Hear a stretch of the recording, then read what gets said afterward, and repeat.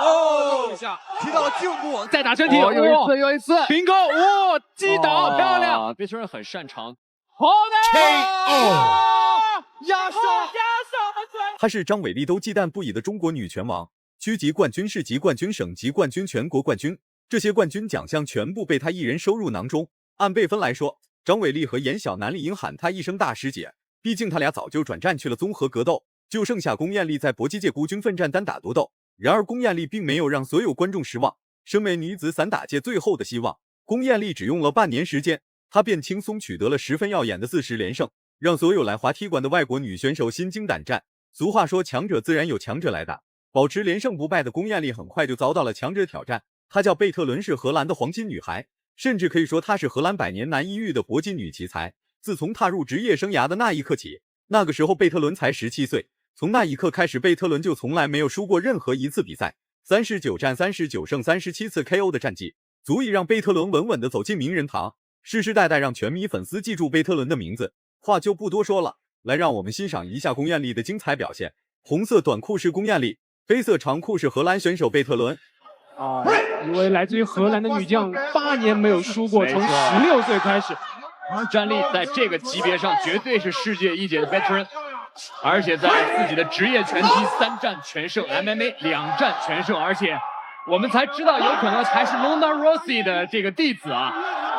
现在的 Bittern， 我们看龚艳丽用的什么办法？一上来进内围，然后进了内围以后马上开始攻击，攻击完了马上抱对方，不给对方打。比赛才刚刚开始，贝特伦打的就非常凶猛，丝毫不给龚艳丽任何适应比赛节奏的机会。在贝特伦眼中，除了进攻就是攻击，一点其他想法都没有。看来这场恶战才刚刚开始。熟通武术散打的龚艳丽没有慌乱，而是在第一时间调整步伐、移动规律，持续与贝特伦展开中远距离对抗。WBC 的世界冠军 ，WCK 的世界冠军 ，WF 的世界冠军。对，刚才还是有一个意外的用脑袋撞在了贝特伦的下巴上，要小心一些。是的，那现在一个前手的直拳很重啊，贝特伦其实也非常熟悉哦。这个时间差，好漂亮，后摆前置后摆，顶袭击很重啊，还好只能一下袭击啊，小心啊，高位扣转腿，后卫的摆拳顶膝抱住。双方的搂抱次数非常频繁，打完一波进攻之后就开始实施搂抱，不知道是贝特伦的诡计，还是龚艳丽的应敌之策。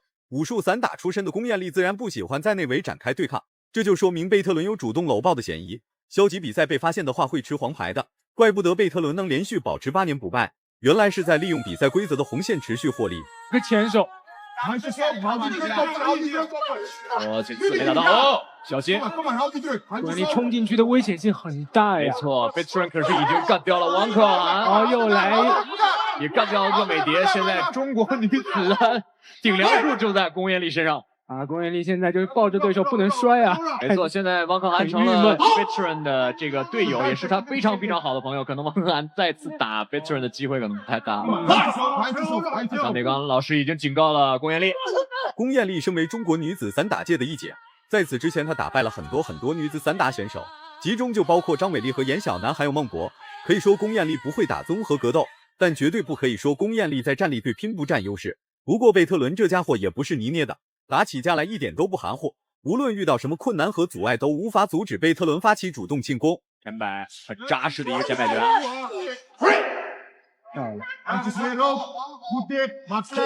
在中国，王可涵、鄂美蝶和龚艳丽都是非常强悍的女子选手，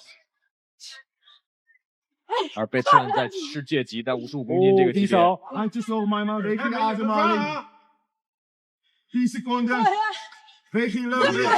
地扫，连续进攻，还好，大多数都是打在了对手肩膀上啊，肩膀。第二回合开始了，贝特伦的出生地是在荷兰。荷兰是什么地方？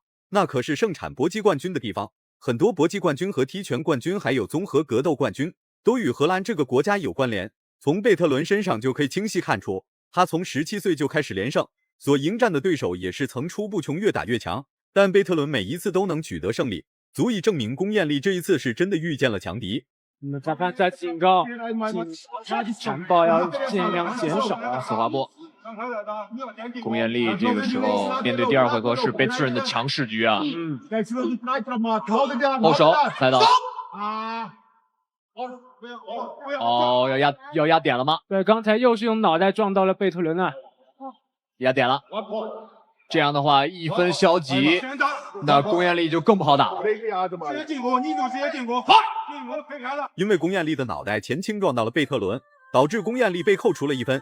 其实本身龚彦丽就不占太大的比赛优势，再加上被扣除的1分，往后的日子龚彦丽就挺难过的。拿到比赛优势的贝特伦一点也不舍得闲着，则是选择继续给龚彦丽施加压力。又是连续的顶击。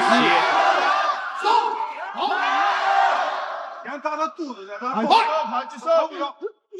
哦，低位打火打到了。哦，贝特伦连击前手的刺拳很快。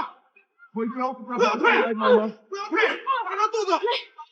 现在龚彦丽整个把自己的重心压低了，开始攻击对方的腹部。对，这边龚彦丽的教练告诉他不要退，要对对手的腹部进行更多的攻击。又扣了1分，又压了1点。要进攻，要进攻啊！这样对龚彦丽来说，不愧是8年无一败绩的荷兰拳王贝特伦。从他的报价上来看，就可以明确表明这家伙很厉害。哪怕是让贝特伦有一点小优势，那么他就可以将这一个小小的优势无限扩大。与此同时，对于龚彦丽来说，要想赢下比赛，只有 KO 贝特伦这一条路，不然龚彦丽根本无法顺理成章获得最终胜利。后手摆拳没有打到。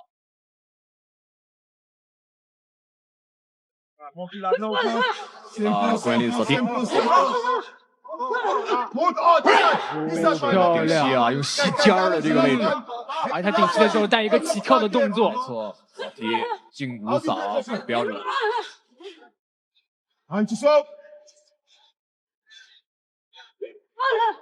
我们讲一个故事吧。其实 Bertrand 去参与这个职业拳击的原因是很诡异的，因为在自由搏击这个级别没有人给他打了以后才会去参加职业拳击，而且还拿到了3战全胜这样的一个。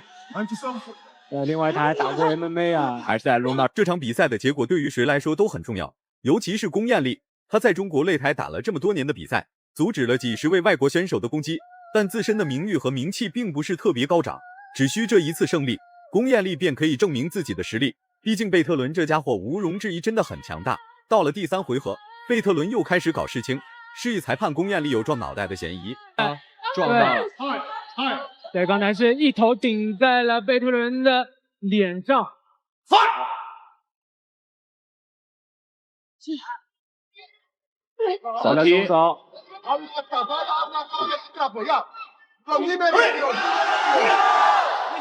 因为想要率先进入到近距离的进攻和缠抱当中，这拳有打后脑的嫌疑。刚才闪出去这一下漂亮。对。转身好的，对，要多这样的进攻，对，这样闪出去，漂亮一下没有弹子了，现在开始拼了，这才是我们希望。龚彦丽无法以点数优势的方式获取胜利，唯一能获取胜利的渠道就是 KO 贝特伦，但 KO 贝特伦这并不是一个容易的事情，真要是有那么容易的话，贝特伦也不会连续8年没有失败过。再加上贝特伦的 KO 率那可是相当之高，没点真本事的话，恐怕龚彦丽早就被贝特伦打了个人仰马翻。德林老师警告了贝特伦。不要他进球距离啊！他上来就距离。好，这个2次打击。对，不要和对手靠得太近。前摆打到。刚才躲过贝特伦往左边闪躲之后的这个迎击是打得很漂亮，没错，希望能够再更好的又是一个转身的中扫。龚彦丽的第3回合的表现才是我们一直期待的这场比赛。双手的箍颈，对，这个有这个消极的嫌疑。因为贝特伦主动搂抱的意图太过明显，于是被裁判警告了1次。不过这一次警告几乎是微乎其微，根本无法阻挡贝特伦继续给龚彦丽施加压力。有一点不可否认，龚彦丽内心深知赢下比赛的希望非常渺茫，但她依然在苦苦坚持与贝特伦展开对抗。